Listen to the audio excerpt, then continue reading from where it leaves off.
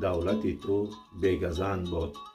زی دوری زمانه ها رسیده ایم، به زیر پرچم تو صف کشیده ایم. زنده باش ای وطن تاجیکستانی آزاد من.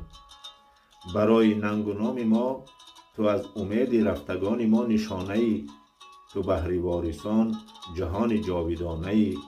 خزان نمی رسد به نوبهار تو، که مزرع وفا بود کنار تو.